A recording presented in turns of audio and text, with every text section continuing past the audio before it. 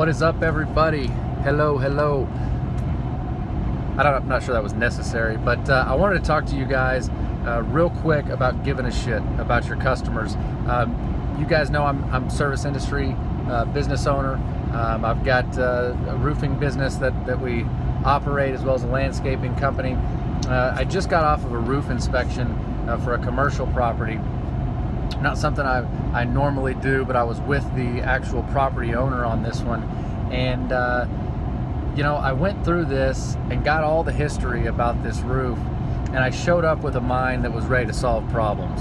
And I don't know if you guys have ever heard of Steve Jobs. I'm sure that you have, but Steve Jobs was described as a person that was not particularly friendly in every situation. He could be rough around the edges.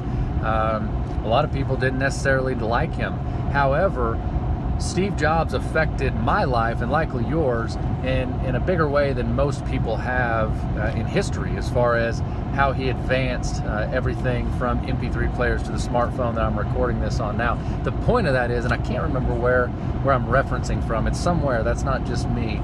The point is, Steve Jobs was a people-centered person, right? There's a big difference in being a people person and a people-centered person. So a people person is the guy that goes to a party and has never met a stranger, right? The people person is the guy that can strike up a conversation and is never awkward. A people-centered person lives their life out and whatever conduit that they're delivering upon their core mission in such a way that is centered on the other person, on the consumer, and affecting their life in a positive way, right? So if you conduct business in a people-centered way, you don't have to be a sleazy or a sly or a quick-talking salesman. See, I've got 100 million things on my mind on any given day. I operate multiple businesses. I have partnerships. I consult people. I do a lot of things. So what I'm getting at is my brain space is not just delegated to some perfect sales pitch that is polished and always ready. A lot of times I'm mind blown. A lot of times I can't even remember what day it is. And so that affects my slick talking, if you will. But you know what it doesn't affect is my desire to do what's right for the person to solve their problem. So once I've geared towards a people-centered approach, I can go to that meeting that I just went to with the property owner, and I've had a hell of a day, but at the end of the day, I want to fix his problems. So I went through an entire inspection and pointed out a lot of things with this guy in regards to just his building envelope in general, and really dug deep to help him figure out what his issue was. And he had a few other roofers, starting with the first one that put the roof on, totally jacked it up. It's leaked since the time it was put on. This is an expensive roof. It was a full replacement. He's had multiple other roofers come out and propose to, of course, you know, the standard remove and replace it all or recoat the whole thing.